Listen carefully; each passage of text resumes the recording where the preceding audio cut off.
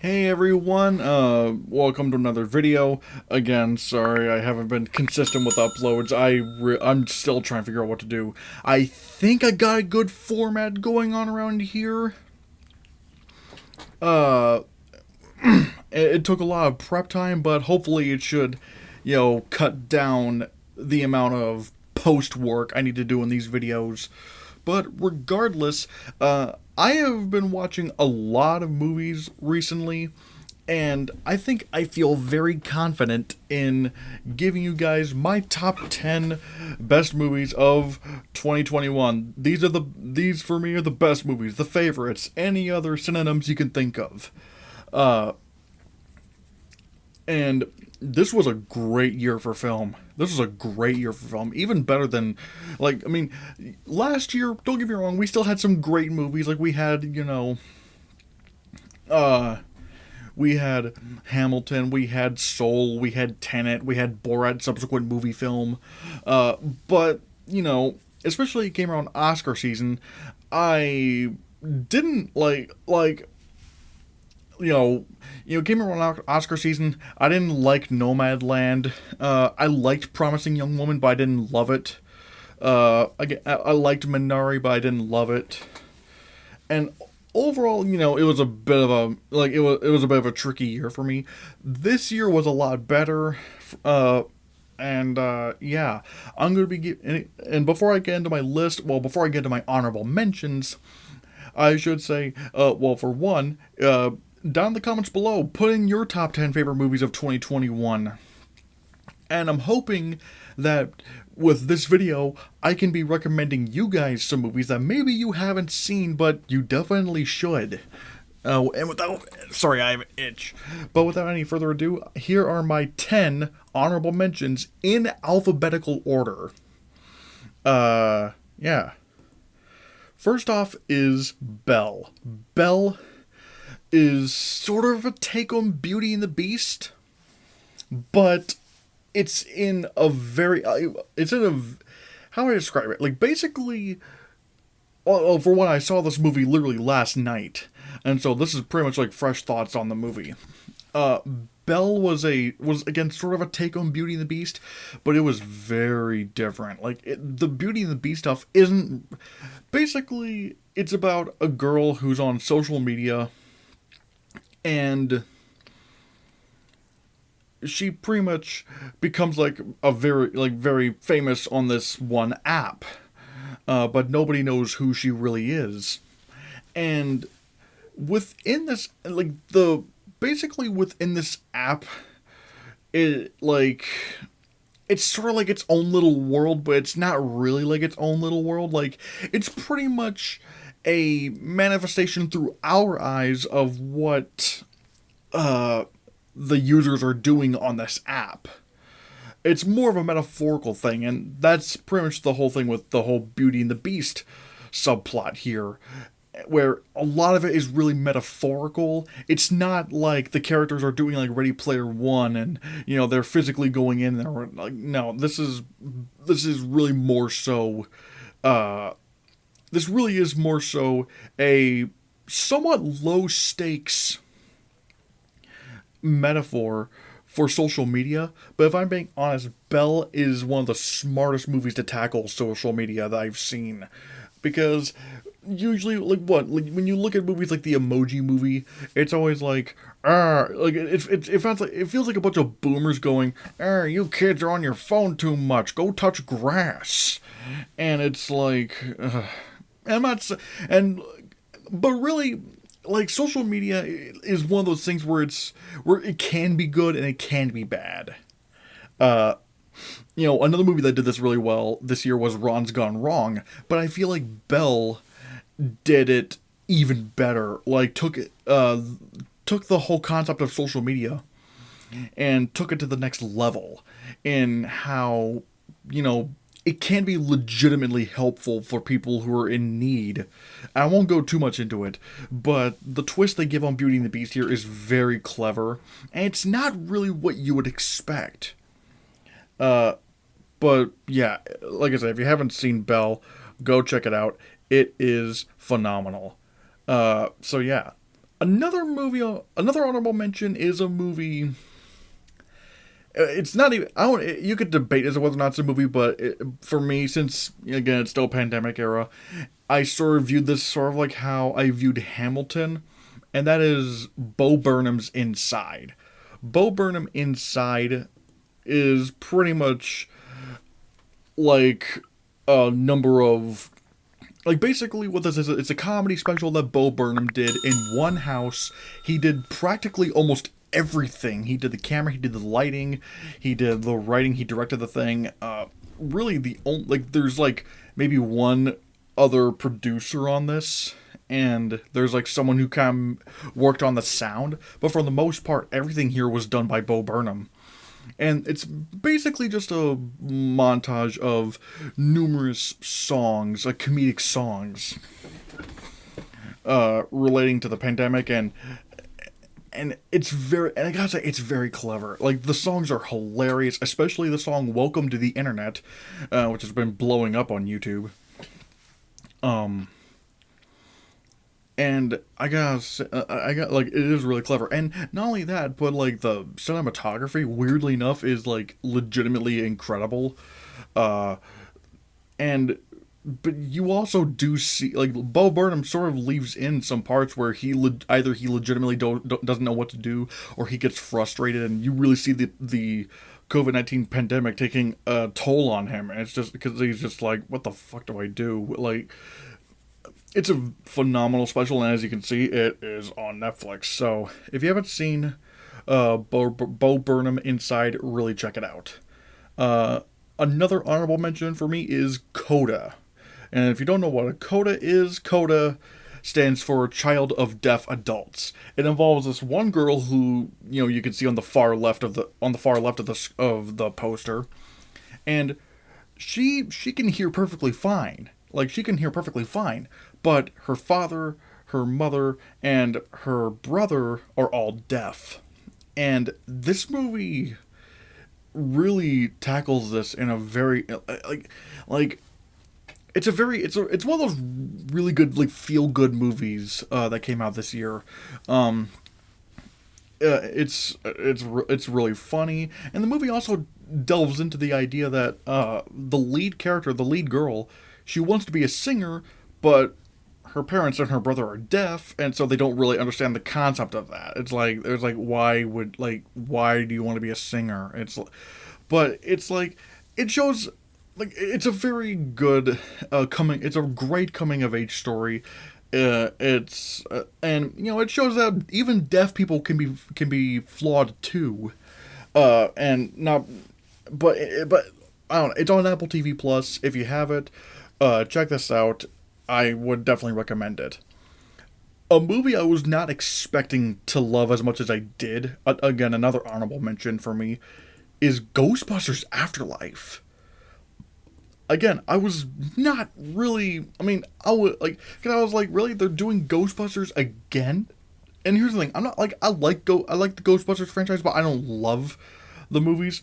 I like the first Ghostbusters just fine. I've never seen Ghostbusters 2, and I like the 2016 one just fine. But it's but I don't love any of the Ghostbusters movies. This may actually be my favorite Ghostbusters film, honestly. Like Ghostbusters Afterlife is how do I describe it? Unlike the other Ghostbusters movies that are really sort of sci-fi comedies, this is not really a comedy. Like it has funny moments, but it's more so a the best way I can describe it is that it feels like a Steven Spielberg family film from the 80s and 90s, like E.T. the Extraterrestrial or Hook.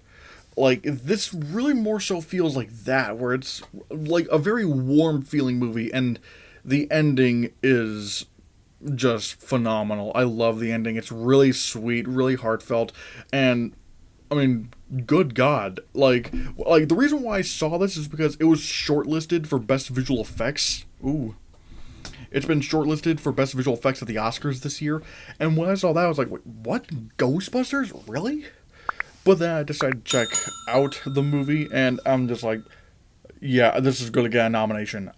I'm not even joking. Ghostbusters Afterlife, I swear, is going to get a nomination for best visual effects.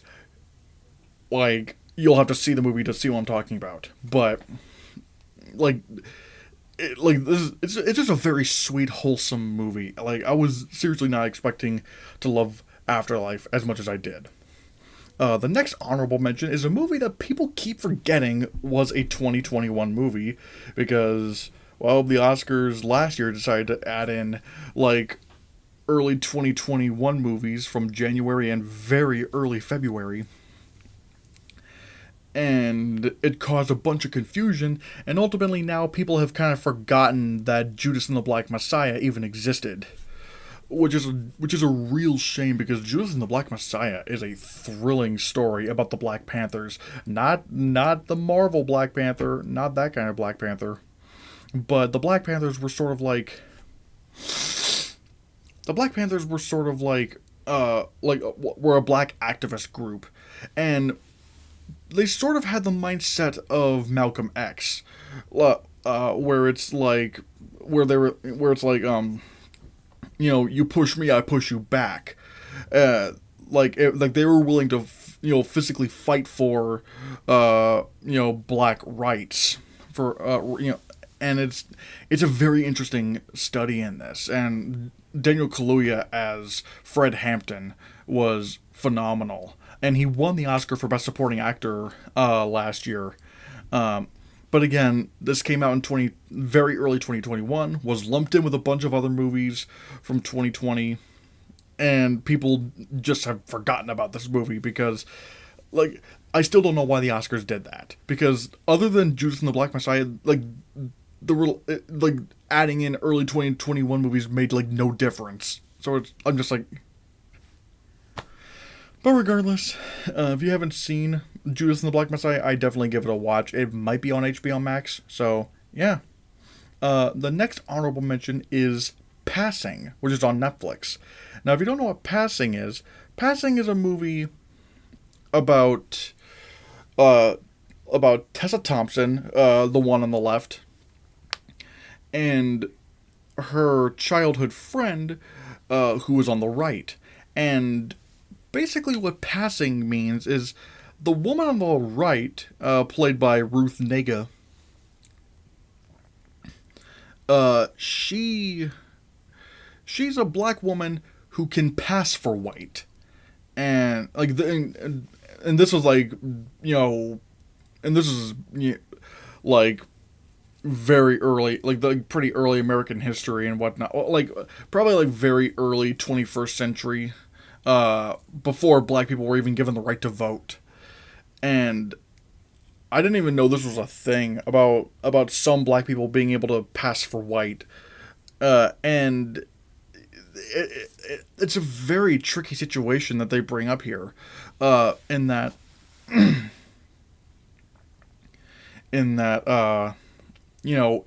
Tessa Thompson's character kind of feels it to be a betrayal of black people, especially when you see how far Ruth Negga's character goes with Passing. And a lot of this movie is sort of left up to interpretation, especially around the end. And I have different thoughts as to what certain character motivations were than some other people may think. But regardless, this is a great movie. And it's very informative. Definitely has some amazing cinematography, and both Tessa Thompson and Ruth Negga are phenomenal in this film. I would not be surprised if Ruth Negga got a Best Supporting Actress nomination at the Oscars. Next honorable mention, we go straight into superheroes, which is Shang-Chi and the Legend of the Ten Rings.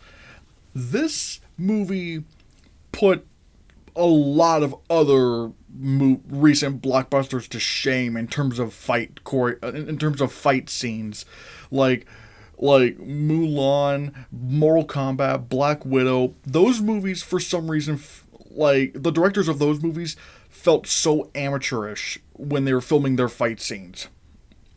to where it didn't to where like I just hate standard action, like the basic boring action where it's uh like it's not even quick cuts and shaky cam. It's just like just the bare bones minimum, and to where like right when the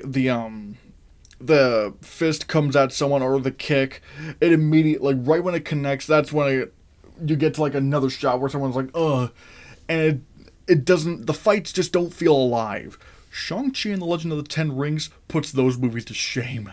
This has the best action I've ever seen from an MCU movie. The fight scenes are incredible. And when you put that up against a Marvel budget, you get something spectacular. And like, good God.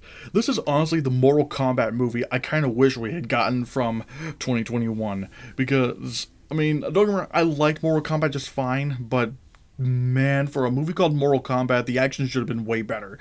Like, this is what I was looking for. This is what I was looking for in terms of, like, really exciting fight scenes. And Simu Liu is a great lead for an MCU film. Aquafina was funny yet didn't become distracting. Just I love the villain, like the villain you see at the top there at the top of the poster. Like he's one of the best MCU villains just overall. And this movie leaves so many questions on the table as to like, because like whereas with Black Widow where I feel like Black Widow was practically pointless, like there was like no point in this movie being made except for like one post-credit scene. Shang-Chi and Legend of the Ten Rings introduces so many different questions into the MCU, and it's just like wow. But yeah, if you haven't seen Shang-Chi and the Legend of the Ten Rings, it is on Disney Plus, and I would highly recommend it. Next honorable mention we have is Spencer. This is pretty much this is the story of Princess Diana, who in this movie is being played by Kristen Stewart, and holy shit, she is great in this. I would not be surprised if she got, honestly, she should get a nomination for Best Lead Actress, because Kristen Stewart plays Diana so well. And sort of like passing, this movie interprets a lot of what's possibly going on with the royal family or with Diana herself. And if I'm being honest, like how do I describe it? It's very fascinating. It really does make you think, because really no one knows a lot about the royal family. Like really not many people know a lot about the royal family. And this movie introduces a lot of questions. It makes up some stuff, but borrows from the stuff that it makes up was borrowed from real life. Like even if, like how to describe it. Even if a certain aspect of this movie wasn't true, it like there was something that was true that was sort of built off of. And it's a very fascinating film, and Johnny Greenwood's score is brilliant in how how do I describe it? The score is brilliant in sort of how it helps move the story forward. I mean, granted, that's what music is supposed to do anyway, but it's like it's not a lot of it isn't the traditional kind of British royalty kind of music you would think of. The music gets a little bit out there in a good way. So yeah. My another honorable mention is The Suicide Squad. James Gunn's, or as I like to call it, James Gunn's Suicide Squad, because this is absolutely a James Gunn movie. Good God, this movie is hilarious. This is one of the best DC films I've ever seen, with great action, great comedy, phenomenal visual effects that I'm still shocked did not make it to the shortlist for Best Visual Effects at this year's Oscars. I don't know how the hell that happened, but The Suicide Squad it's just hilarious. It's a hilarious movie that just takes every advantage it can to just fuck with the audience, and it's and yet somehow it manages to have legitimate heart as well. Uh, and if and on another side, and on a little side note, uh, I've been watching Peacemaker, like, because like the John Cena character, like John Cena's character Peacemaker actually has his own spin-off series on HBO Max, and which is also written and directed by James Gunn, and it is so hilarious. I'm just like, good God, like how is James Gunn able to make these amazing blockbusters? And I'm not gonna lie, I think I like DC James Gunn more than Marvel James Gunn. I really like Marvel James Gunn. Like that's more like the wholesome James Gunn. This is just balls to the walls, insane James Gunn. Like, good God. Uh, but yeah, and I'm not gonna, and I will say this: the Suicide Squad, this James Gunn's Suicide Squad, this is fine. This finally has Harley Quinn, like this Margot Robbie Harley Quinn to her biggest potential. Like this lives up to this film finally has Harley Quinn live up to her potential, because I liked her in the first Suicide Squad, although that movie was edited like a maniac, and it's kind of hard to figure out what they were trying to do with the character. I didn't like Birds of Prey because I thought they just made the character into an idiot, but that's not the case with how they did Margot Robbie's Harley Quinn in the Suicide Squad, James Gunn's Suicide Squad, because they like she yeah, she's funny, but she's also cunning and manipulative and just an overall great fighter and killer. Again, this is this is the DC Extended Universe's Harley Quinn finally built up to her potential, and I'm just shocked that like, I mean, I shouldn't say that I was shocked, because I knew this movie was gonna be great knowing James Gunn was involved. But yeah, I would very much recommend seeing the Suicide Squad. And my final honorable mention before I get into my actual top 10 is Tick Tick Boom, which is a Netflix movie, and this is pretty much like, this is Lin-Manuel Miranda's directorial debut, where this is sort of a movie based on Jonathan Larson's first play. If you don't know who Jonathan Larson is, he was the guy who created the Broadway show Rent. But yeah, like, it's hard to describe Tick Tick Boom, but it stars Andrew Garfield as Jonathan Larson, and I gotta say, he is going to get an Oscar nomination for Best Lead Actor for this film. Like, Andrew Garfield is fantastic in this film. Somehow he learned to sing and dance for this film. I'm just like, how the fuck did you do that? Like, how did he learn to do all this? Like, this guy's a maniac of talent. And it's just, like, I'm like, again, it's just, yeah, like, the songs are really fun, especially the therapy song. I feel bad that you feel bad about me feeling bad about you feeling bad about what I said about what you said about me not being able to share a feeling. Like that, like, I can't get that song out of my head. It's so good. And like I said, if you haven't checked out Tick Tick Boom, go watch it. It is phenomenal, if only for Andrew Garfield's performance alone. But again, Lin-Manuel Miranda shows that he is very capable of directing a movie, which, that's the thing I was kind of worried about the most going into Tick Tick Boom, was that can Lin-Manuel Miranda direct a movie? Because he made Hamilton, which was great, but can he direct a movie? Because making a stage show and making a movie are two very different things. But he showed that, even though, granted, this is still sort of within his wheelhouse of being a musical, he has shown that he knows how to adapt a musical into a film and make it visually interesting. And so props to him for being able to pull that off. And now we get into my actual top 10. And at number 10, we have The Last Duel. I'm not gonna lie. I was not necessarily looking forward to the Last Duel.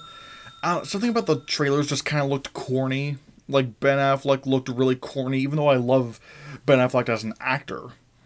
But it's just like something about this movie just felt like it was like something about this movie felt like it was gonna be like kind of corny to watch.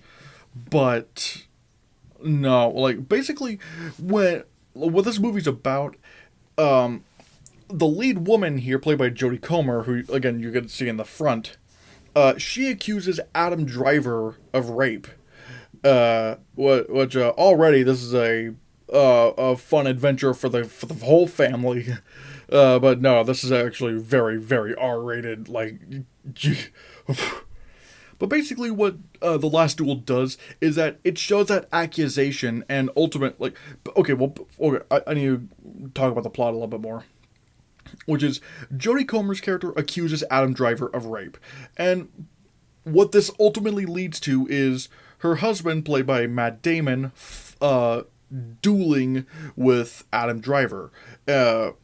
Because around this time, around that point in time, they said, like, let's let God decide, and God doesn't punish liars. Like, whoever's telling the truth will win the fight. But this movie shows this whole ordeal from three perspectives. Once from Matt Damon's point of view, the husband, once from Adam Driver's point of view, and the final one from Jodie Comer's point of view. And if I'm being honest, this movie actually like handled that way better than I thought it was going to handle it. Like, I've heard some people say that you're kind of seeing that you're just seeing the movie three times, and I would argue no. Like, in some ways, yes, but the way people remember things, like the way I remember something, may be very different from how you remember something, and what might come off as kind of creepy, to kind of disturbing from one point of view, turns into a nightmare from another point of view. And this movie's visceral, it is aggressive, but wow, like, this is way more brilliant than I thought that I initially gave it credit for. But sadly, this movie was a box office disaster. Critics not only just loved it, but Jesus Christ, like, this movie flopped so badly at the box office. Like, it lost so much money. But yeah, if you have not seen The Last Duel, absolutely check it out. It is like it's very, like I said, it's very visceral. It is very it's not a comfortable watch. I'll just say that. At number 9, we have a movie that, like, sort of like Judas and the Black Messiah, came out in very early 2021, but it qualified for last year's Oscars, so no one is really talking about The White Tiger, which you can find on Netflix. And if I'm being honest, The White Tiger, I think, is even better than people give it credit for.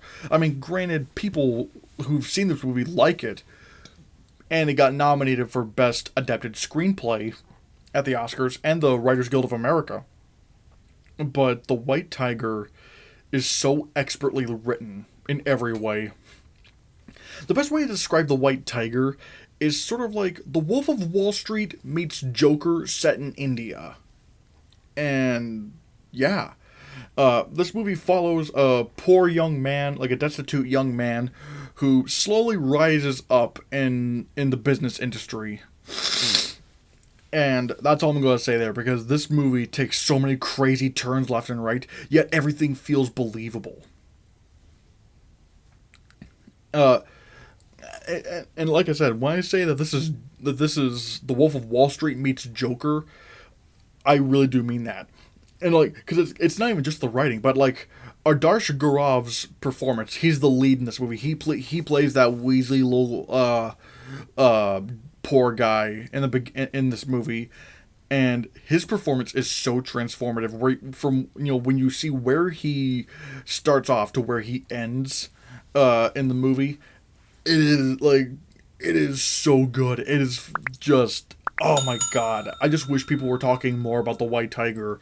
And but again, it came out in early 2021, qualified for last year's Oscars when nobody really gave a shit about the Oscars. And so people just forgot about it. But I really don't want this to slip under the radar. This is truly a magnificent film that, again, you can find on Netflix. Um, at number 8, probably maybe the best written movie of the year, just by screenplay alone. Mass. Mass. I don't even want to say exactly what it is, because part of this movie kind of, how do I describe it? Sort of reveals what's going on. All I will say is that it involves two sets of parents, and they have a conversation. And I'm telling you, it's really, for the most part, this movie just takes place in this one room. Sort of like, it reminded me a lot of 12 Angry Men in a way, where it's just these characters in one room discussing the situation at hand. And a lot of it is character building and just discovering more and more as you go on. But good God, like, Mass is impactful. Again, like I said, this is probably the best written movie of the year. This is probably the best ensemble of the year. Jason Isaacs, the guy who is at, like, the bottom right, S. Oh my God, he's not gonna get nominated for best supporting actor, although he should. Everyone in this movie is phenomenal. All four of these actors are phenomenal. And again, I know I'm being kind of vague about this movie, but trust me, like, a lot of this involves surprises, and you would not think a movie about two sets of parents talking in a room, and that's pretty much all it is, would be fascinating. Hell, I literally criticized Nomadland for being a movie about nothing, but this is not a movie about nothing. This is a movie that goes somewhere. And where it goes is so impactful. Again, the writing is just incredible. It really does feel like sort of the 12 Angry Men of today. So, yeah. At number 7 was when I made my top 10 list of 20, when I made my, like, this, like, number 7 was my most anticipated movie of 2021, and ultimately it didn't disappoint, and that's In the Heights. In the Heights is such a wonderful musical film. And if you don't know what In the Heights is, this was actually Lin-Manuel Miranda's first musical before he did Hamilton. Which the original stage musical In the Heights also garnered a lot of Tonys. But the movie In the Heights, once again, takes advantage of the film format with very clever editing, very clever cinematography, and overall, this is just a very heartfelt movie. This is a very, this is a like the best way to describe this movie is it's just good people being good people, and there's not even really a villain in this movie. It's just people trying to figure things out in their little community. Like that, and that's probably the best way to describe this movie. Community. I mean, not the sitcom community, but I mean, like, this movie is about community. And it's just also good. Everyone gives fantastic performances. The music is great. And overall, this is just a very likable movie. It's just very, very likable.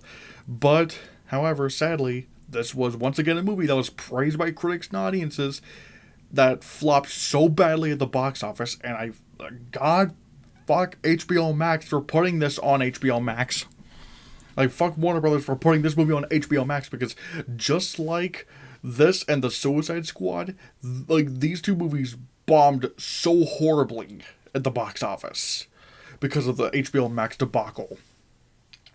But regardless, this is a phenomenal movie. It's fantastic. I think it might be on HBO Max right now, considering it's out of theaters. But yeah, go watch it, In the Heights. It is It'll make you. It is a real. It is again another one of those feel good movies. Number 6 is not really a feel good movie, mainly because it's a horror movie. Uh, and that's Candyman. This is honestly maybe my most surprising pick on here because I was looking forward to Candyman because I love like Jordan Peele didn't direct this film. He was one of the producers and he was like one of 3 writers. But this is directed by Nia DaCosta, who's a relative newcomer to the film world, or at least this is her first major film. But weirdly enough, the response for this film is just not very passionate. Like, I mean, overall, it has like good. Overall, most of the critics liked this movie, but that's the thing. Most like really, even the critics and even the audiences that liked this movie weren't very passionate about it. It's like, all right, yeah, it's pretty good. I was floored by Candyman. Now, granted, I've never seen the original Candyman, but this film has so much great lore, such phenomenal visuals, amazing makeup effects that actually made me gag in my seat.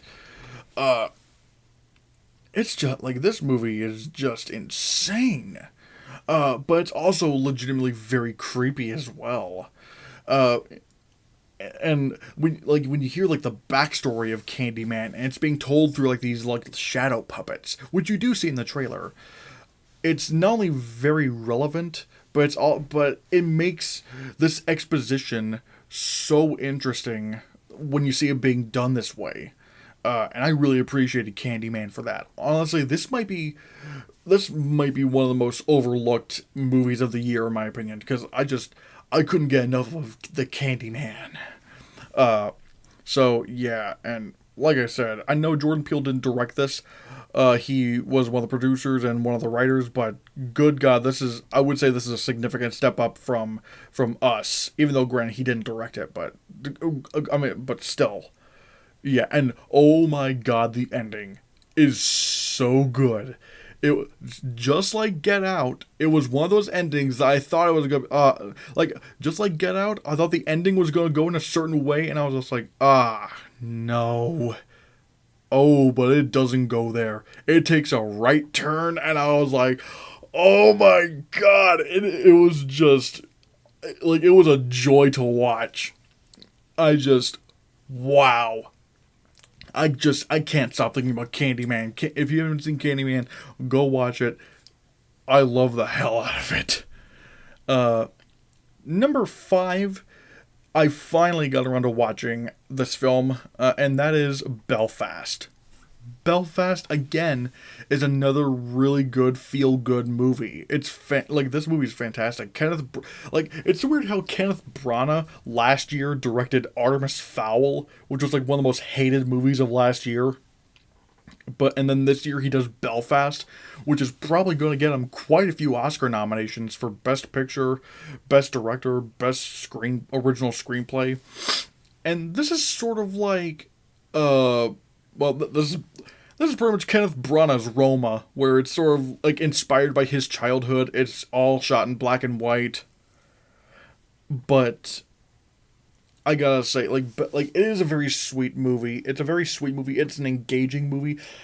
Literally every shot in this film could be like you could screen grab it and it's just a perfect photo. Like, I don't know how Kenneth Branagh did it.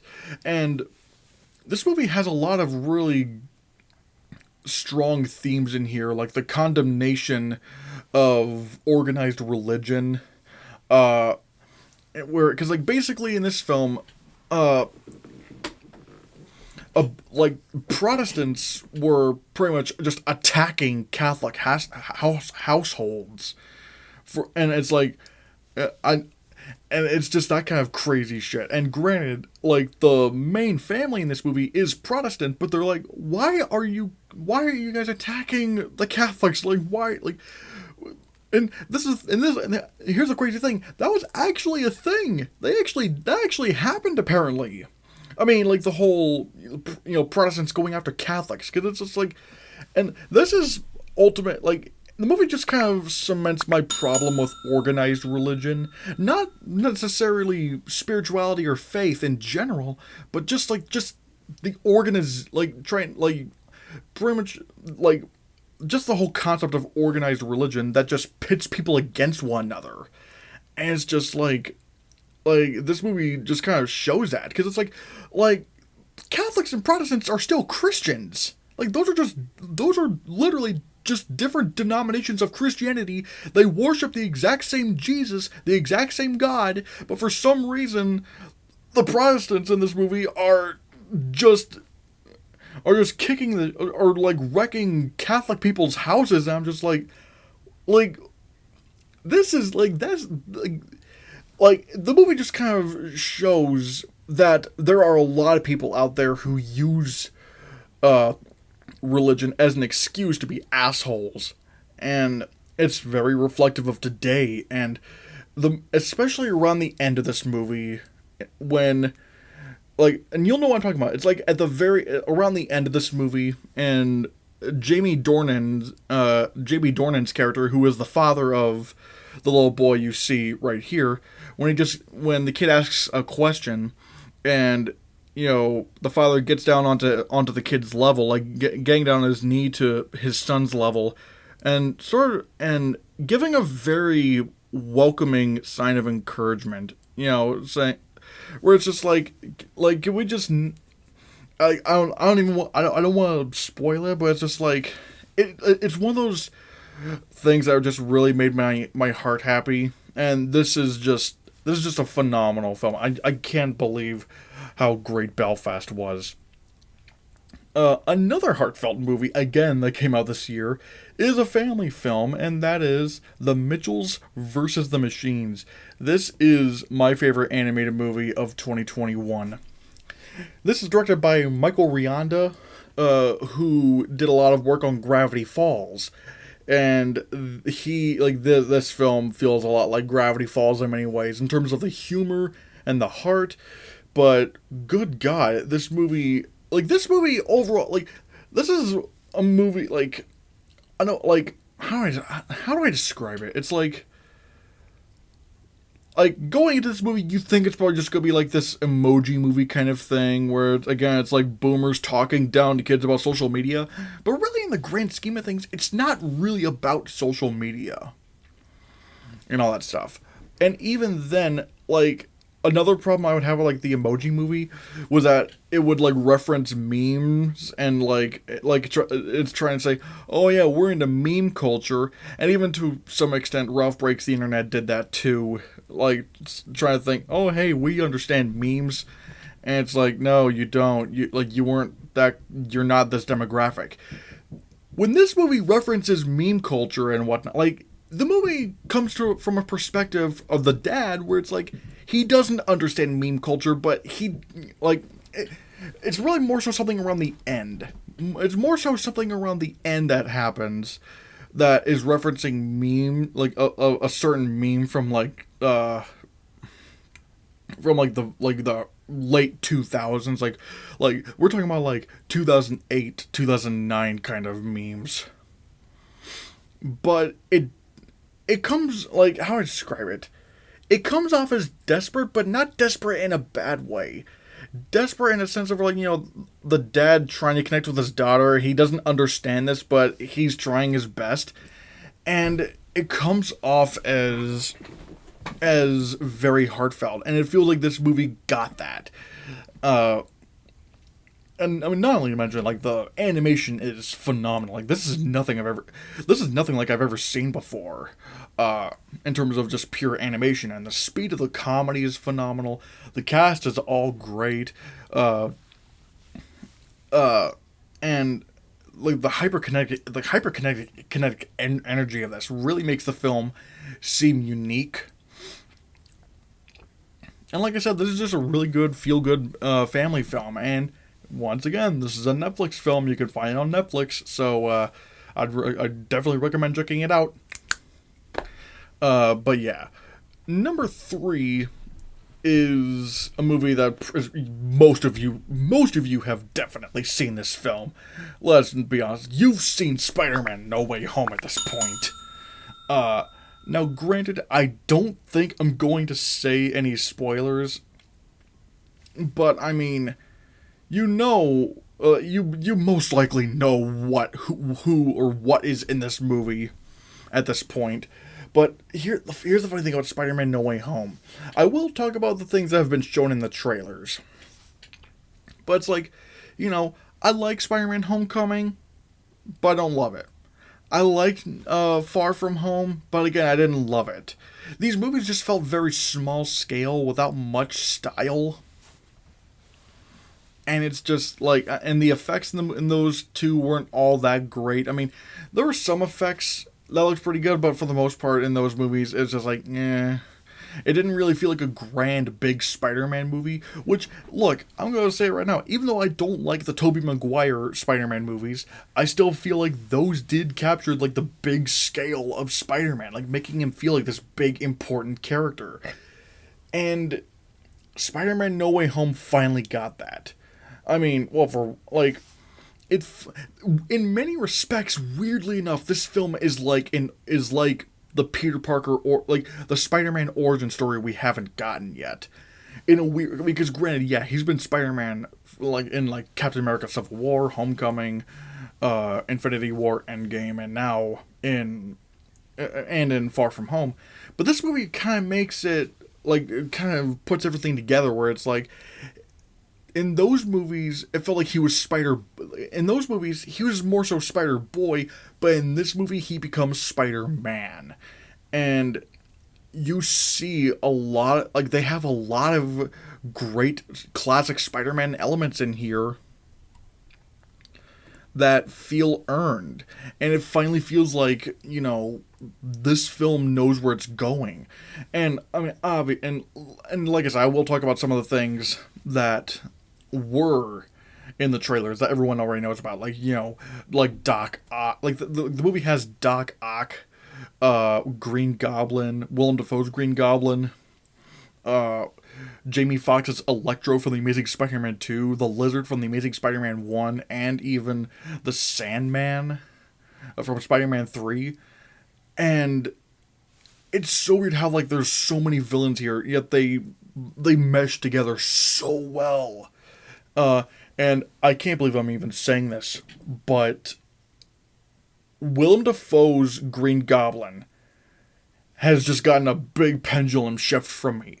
Because in that first Spider-Man movie, and I still stand by this, in that first Spider-Man movie from 2002, that Green Goblin I thought was so ridiculous, and in like the worst way possible, to where he was probably like for me the worst Spider-Man villain ever, considering how goofy he was and how ridiculous everything, like his costume looked ridiculous, and it's like he was a meme. Like the character was literally a meme.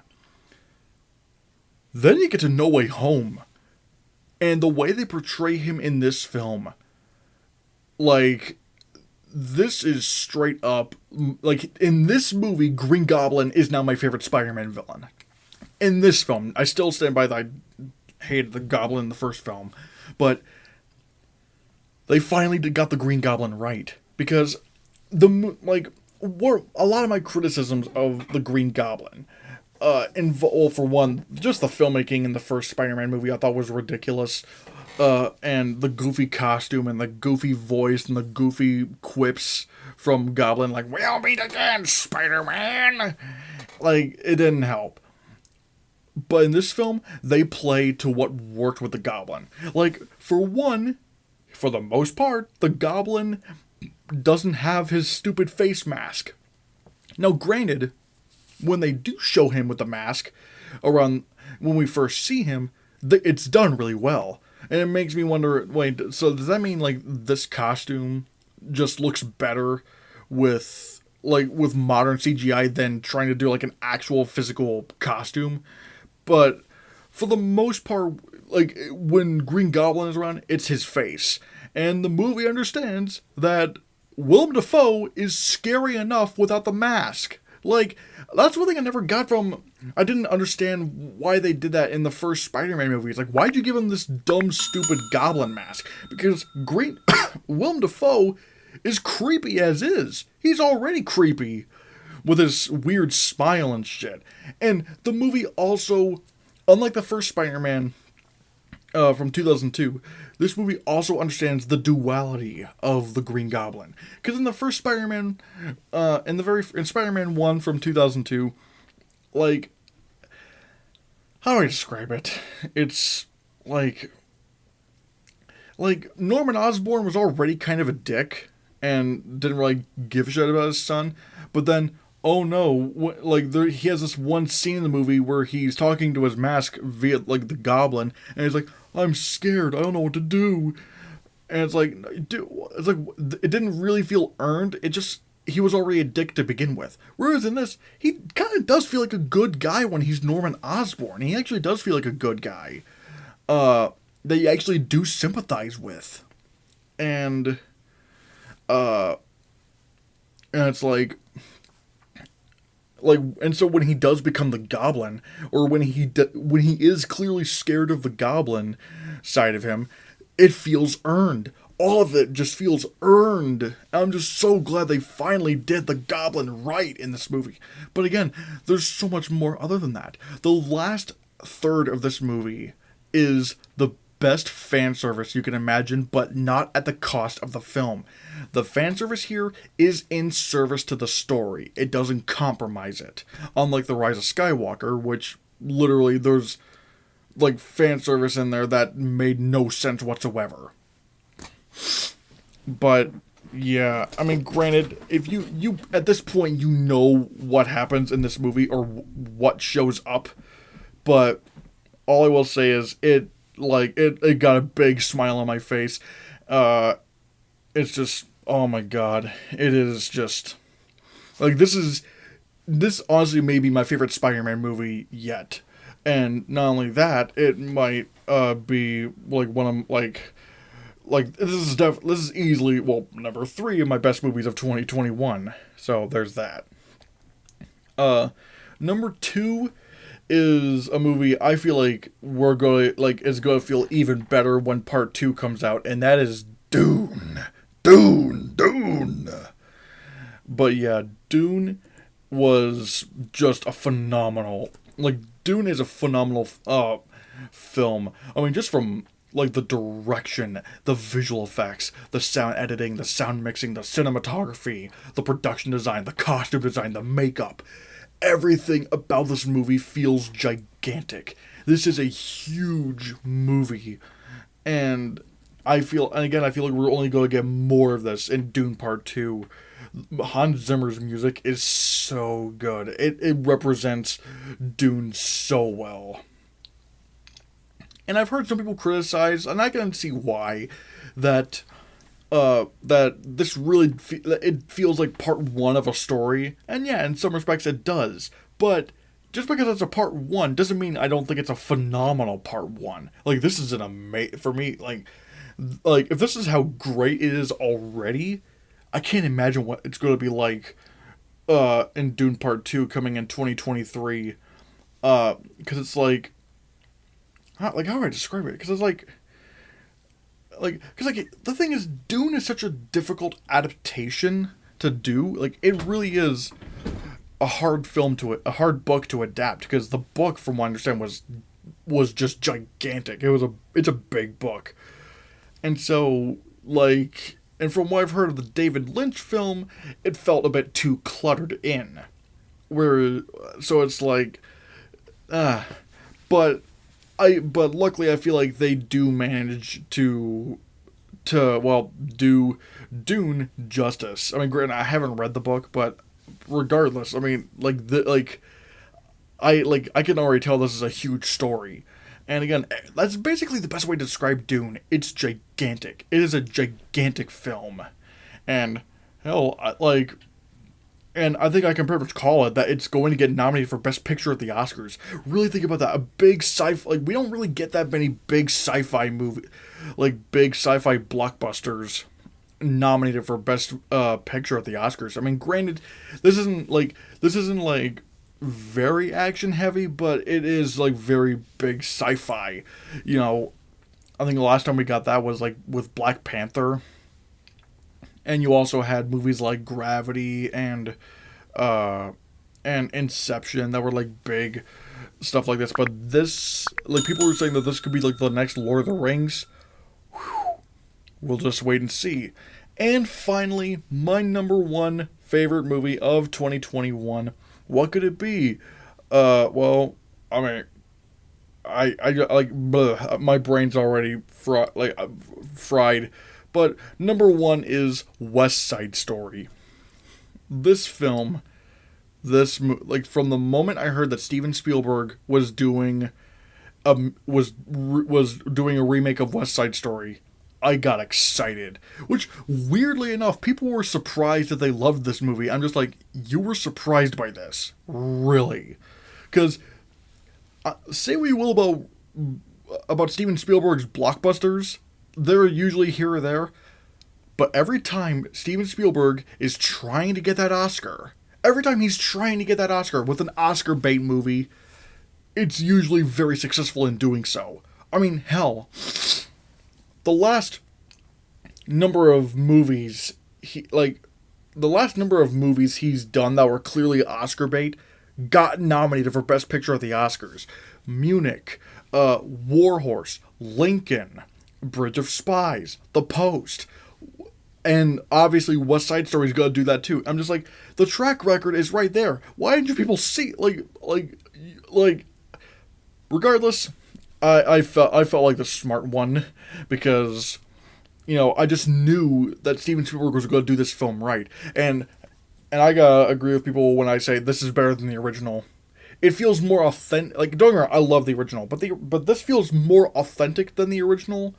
And they have a couple of, and I mean, obviously, when it comes to like, you know, like one of the things that also stands out about this movie is that well, for one, it feels more gritty. It feels more grounded in reality than the first one, because the first one, it's, you know, it's sort of like dance fighting, whereas in this, there's a little bit of dance fighting, but it's still choreographed to make it feel like an actual fight. This movie's very aggressive at times, but again, there's also a lot of really sweet moments here too. Like Steven Spielberg, what really drives me nuts is that this is Steven Spielberg's first musical. And yet, he's able to direct this thing like he's been doing it for decades. Like, he knows exactly how to choreograph, like, how to have the dance choreographed. He knows exactly how to have the camera move along and play a part in the musical instead of just boring wide shots. Like, he can make the camera just swivel around and go from, like, from a big wide shot and have that just pan towards someone to a close-up. It's insane how well it's done. And everyone does a phenomenal job. All the music is phenomenal. There's even a couple of twists and turns in terms of, you know, where certain songs are placed. Like, a couple of examples I can think of are the song "I Feel Pretty" and another one called "Cool." But this movie just did the musical justice. This did the original justice. Again, I think this is better than the original. This is easily one of the best musical films I've ever seen, and it's just like, damn, like this movie, I'm just floored by it, and I cannot wait for. I'm wondering if this is going to be on Disney Plus. I mean, you could probably put this on Disney Plus, probably, you know. But we'll have to see. But yeah. But sadly, just like a bunch of these other movies, it's a box office flop. It is a box office disaster. Even though everyone loved it, but that just sucks that it just didn't do so well. But yeah, guys, those are my top 10 favorite movies of 2021. Have you seen any of these films? I'm willing to bet you've seen Spider-Man. Like, right now, it's like the number 8 highest grossing film of all time as of my recording of this. Uh, which I'm still shocked SpiderMan No Way Home was able to do that. I think had this not been a pandemic and had this had a China release, could this have been the highest grossing film of all time? Maybe. But regardless, yeah, guys, like I said, drop down your top 10 best movies of the year down below. I'm not gonna make a top 10 worst list because again, if I'm because considering I did include streaming movies for the best, and whatnot, I can't do that for the worst. I can't include I can't do the streaming movies for the worst because you could literally dump any garbage movie onto streaming. So I'm not gonna do a top 10 worst list. But like I said, this is a great, my top 10 best list I feel like was really good. I loved going through all these and talking about these, especially since I didn't review most of these. Yeah, guys, like I said, let me know what you think down in the comments below. Give me your favorite movies of the year, and check out all these other movies. Check them out. And I will, screw it. I'm gonna, actually, well, yeah. My brain just farted for a second, but regardless, like I said, guys, subscribe to the channel, give this video a like, it helps the algorithm, and like I said, let me know what your favorite movies of the year were. Bye!